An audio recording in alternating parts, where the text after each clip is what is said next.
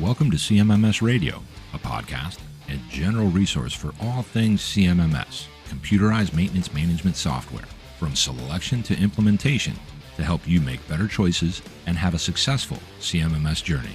We'll bring in experts along the way to help us learn more about CMMS, facilities operations, and much more. If you need help with the CMMS project, send a message at CMMSradio.com using the What's on Your Mind link. Suggest a topic, share your CMMS story, or ask questions. Thanks for tuning in, everyone. Today we are joined by Cody Jackson, founder of Effective PdM. They provide implementation training, teaching maintenance teams how to execute predictive maintenance programs at their own facilities. Cody is presenting at the Reliable Plant Conference. It'll be on From Training to Triumph, Empowering Maintenance Teams Through Infrared Inspections. That's going to be on August 3rd. The conference takes place July 31st through August 3rd in Orlando, Florida. Cody, welcome to CMMS Radio. Hey, thanks, Greg. Thanks for having me. It's Glad to be always here. a pleasure. Yeah, it's I look at what you do, and we met before on a different podcast. That was a really fun time, and you've got a lot of exposure to maintenance best practices. And what I really wanted to start with is your journey. So your journey into the world of maintenance, how did that really start? And then how did that kind of culminate into founding Effective PdM? All right. So my journey was basically as an outside contractor. So my dad started an electrical contracting company here in Minnesota in 1987. And so throughout that time, throughout high school, middle school, a little after college, in between all over, I either worked as an electrician for him or I had a grandpa and uncle that did general contracting. And so I was building something or working on electrical as an apprentice. And then I went off to college, did my own thing for a little bit, and then decided to help the business after that. And so in 2014, I joined the family business again to help grow our predictive maintenance side of things. So mostly infrared inspections.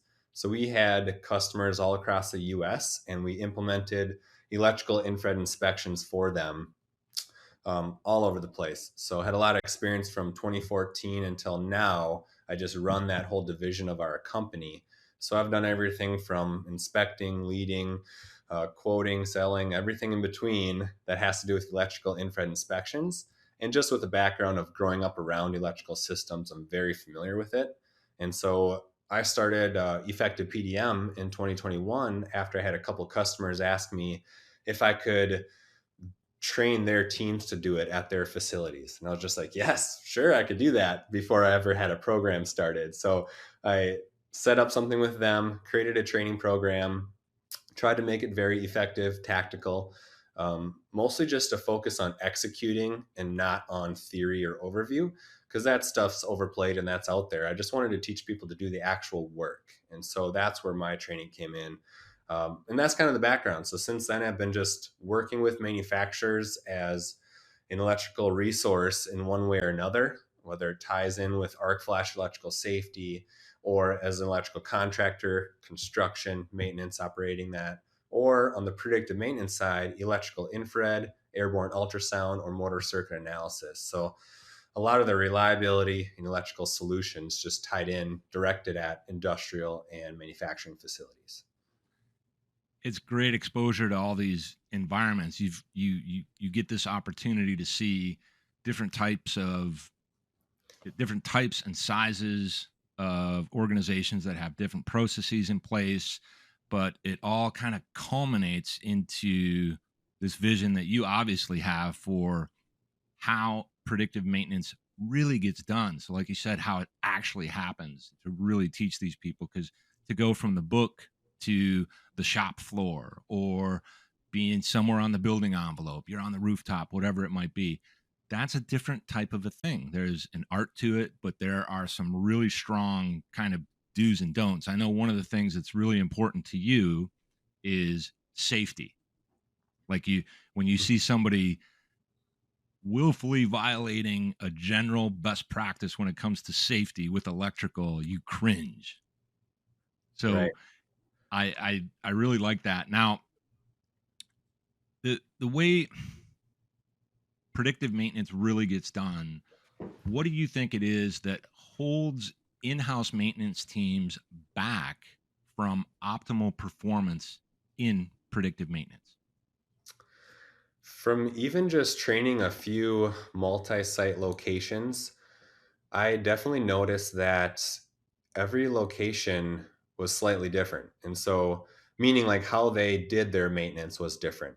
One customer had multiple different, basically CMMSs or lack thereof.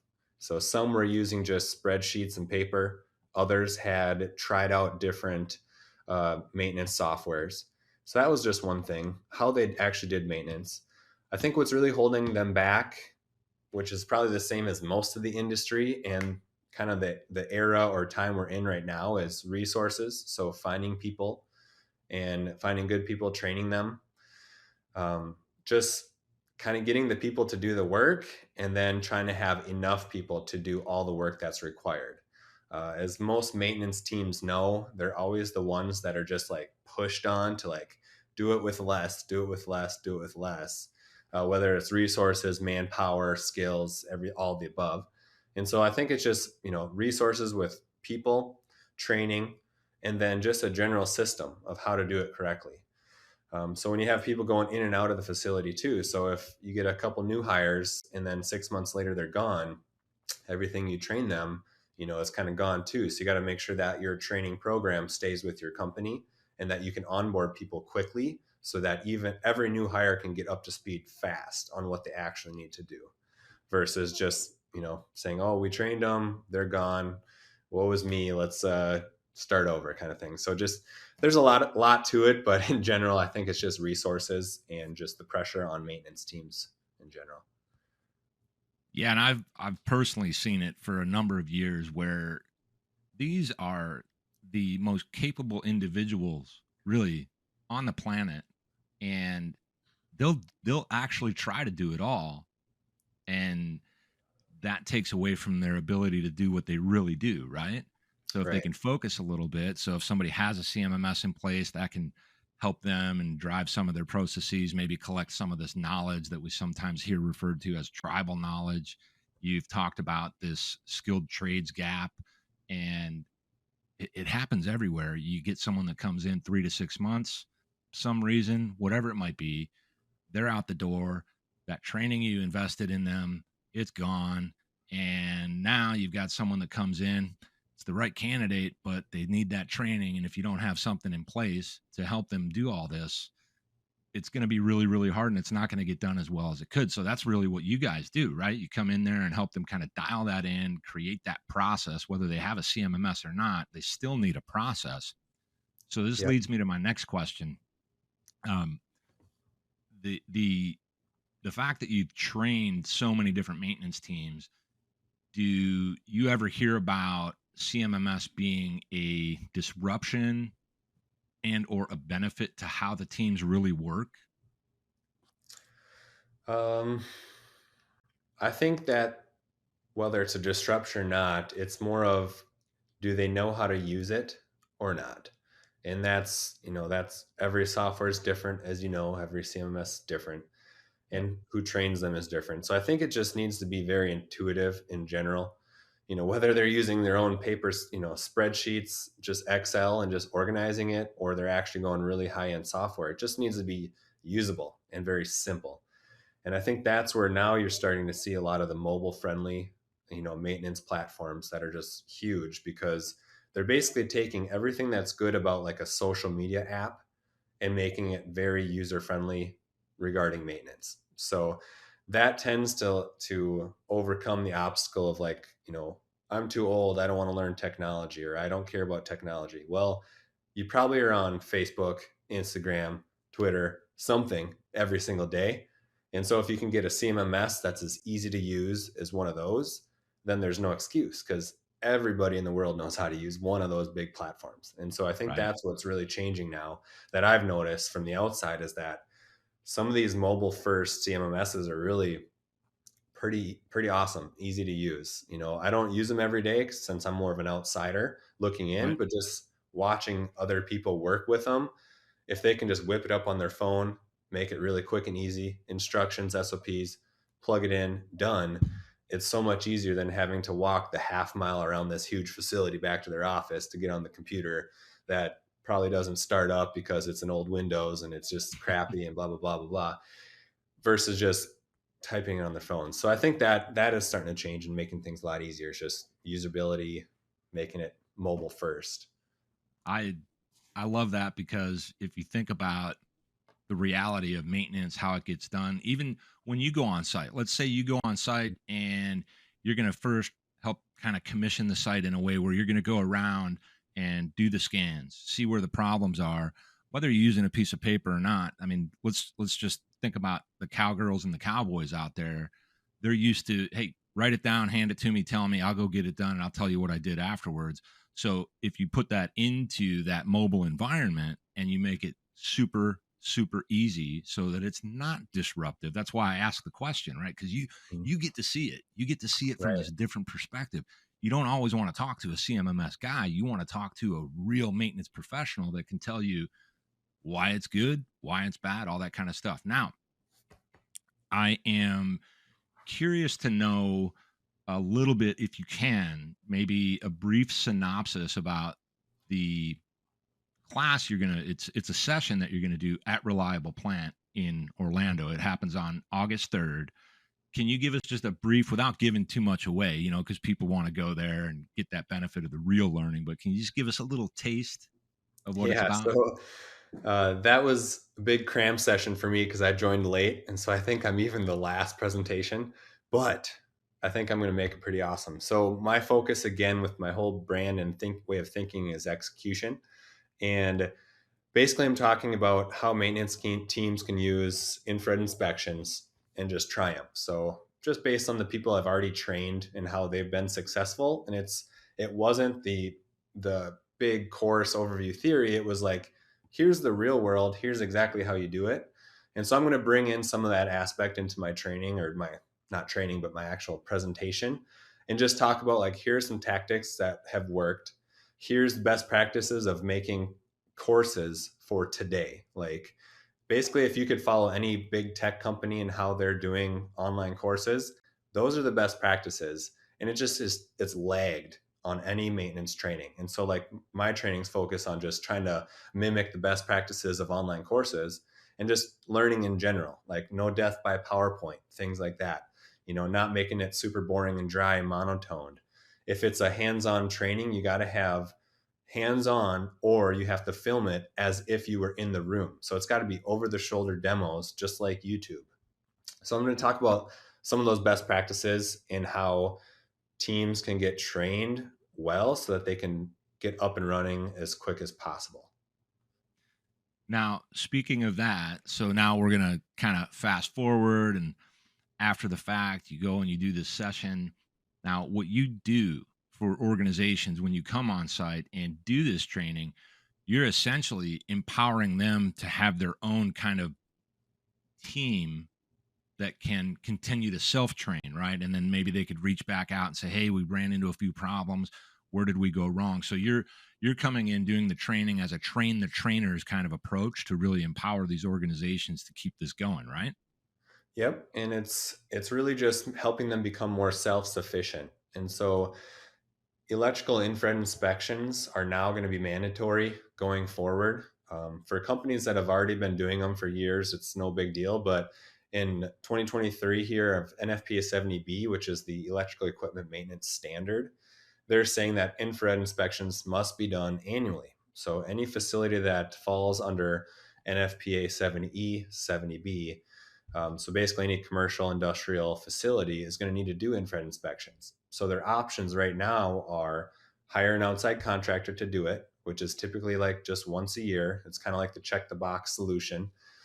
Or if they have enough guys, which it only takes like 2 to 4 guys on a maintenance team to be able to handle it, and spread out inspections throughout the year. So they're able to do it more often in-house. They can monitor everything closer. They can turn the equipment on when it's not on. Like an outside contractor is not going to be able to turn everything on all the time.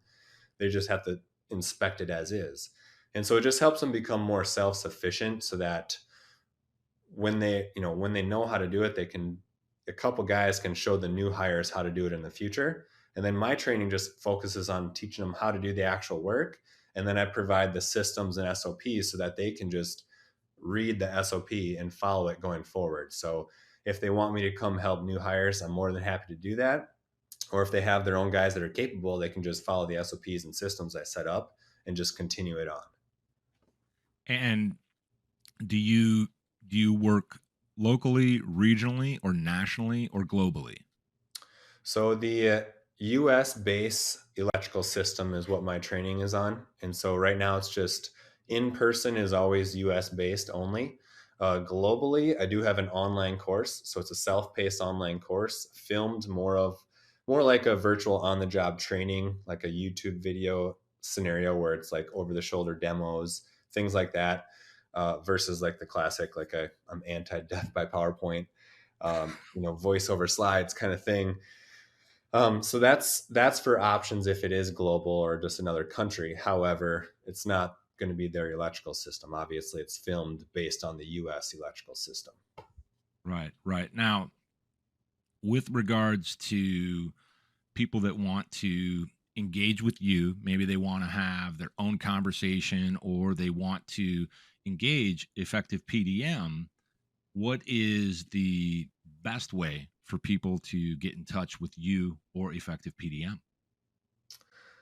So the two channels I'm basically on are LinkedIn. So I'm trying to create content on there weekly. And I like it when people DM me and we connect and build relationships. There's been a lot of cool stories just this year off of that. And then the website, effectivepdm.com. And so that you can find me through the contact page, the email, phone number on there as well. So it can be really simple. It could be just a simple phone call and we have a conversation for half hour, or however long you want to talk. Or you could just start following the content to get a taste of what I'm talking about and then look into it yourself after that.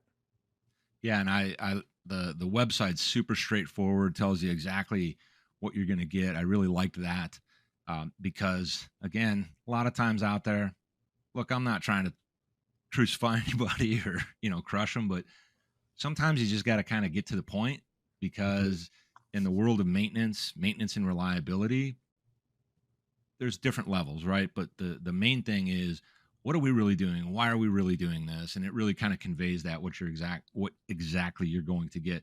There's something I wanted to do in the way of a quick shout out here for everybody. The TMCC Slack channel is back, and you can connect with people like Cody and several maintenance and reliability experts. It's free to sign up. You just go to upkeep.org/CMMSradio to register, and you can join those conversations. And what I wanted to ask you, Cody, is when it comes to those interactions, because obviously you said you want people to DM you on LinkedIn, you want them to connect, you want to have these conversations so you can figure out what do you got going on over there so I can figure out if I can actually help with that or not. Do you have any kind of a horror story that you could share without naming any people or companies as it relates to what you do and what you've seen over the years when it comes to like a potential catastrophe or an actual catastrophe that happened? I have run across a few dangerous or hazardous situations doing actual electrical infrared inspections. I haven't had any horror stories as far as customers or anything. Like by the time we get there, even if they're having a bad day, we usually can smooth them over by the end of the day. But the hazardous situation type of thing is where the horror stories come from. So I had one early on, probably like 2015 or something, so a year or two into it, and I was with a partner. We were inspecting an industrial facility, and we opened up a big MCC bucket that was controlling like a 400 horse motor or something. And in there was a breaker that the main circuit breaker had power factor correction wiring tied into it so that they could monitor it. And so the power factor correction was just monitoring the plant. They had these tied in all over the whole facility just to monitor how the power factor was throughout the facility. And those wires were not rated or they weren't sized properly because the power factor correction wires started melting. And so by the time we got into it, the B phase was completely burnt off and it was almost touching another phase. And then the other two were really, really warm as well and starting to visibly char. And so it was one of those situations where you open it up and you're like, oh boy, you kind of back up slowly, and then you just call the site contact right away and say, hey, this is a serious issue. We need to shut this down. And then as an infrared thermographer, you just take a quick picture so you can save it at its kind of worst moment. And then you put it in your report as it was when you found it. And so it's one of those situations that had we not been there, it was probably a short matter of time before that whole MCC bucket arced and started a fire. And that could have been really, really bad for the whole facility. So it's some of those things where the electrical systems, they run everything. We all know that our whole world's run off electricity, but they're often left for dead after initial construction. So you get a brand new building installed, you get it commissioned, it's like, oh, great, it's working. And then years go by, nobody ever pays attention or inspects it because they're busy doing other things. And then all of a sudden you have an issue like that where it's a big problem that could have been found way, way, way before. And when it's not found, then you hear the news stories of buildings burning and people getting hurt or dead. So that was the situation where it was pretty hairy. Definitely got us nervous opening up the rest of the facility, but turned out to be fine after that, and it was shut down and corrected. So that was probably the most dangerous one. We've had a few where we've found like interesting critters or like poisonous insects and snakes in in equipment when we're inspecting down south, where you're from up north, up in Minnesota, you're not worried about that kind of thing. You have mosquitoes all summer, but you don't have snakes and lizards and like poisonous spiders trying to bite you and sting you or anything. So I've had a few where we had those mud hornets. We opened up disconnects outside and had just buzzing, just swarming you. Ooh. And I think they're mud hornets or mud wasps. I'm not sure. They're down in Texas is where I saw them. And Yeah, it's one of those they're where big, right? they're They're pretty big. They build little mud nests inside electrical equipment outside. And so you just got to, every time you got to kind of be aware of your surroundings and make sure you're not opening, a whole nest and you're not exposing your skin because you'll get stung right away. So things like that, whether it's electrical hazards or environmental animal critter hazards, there's all kinds of stories throughout the time I've been inspecting.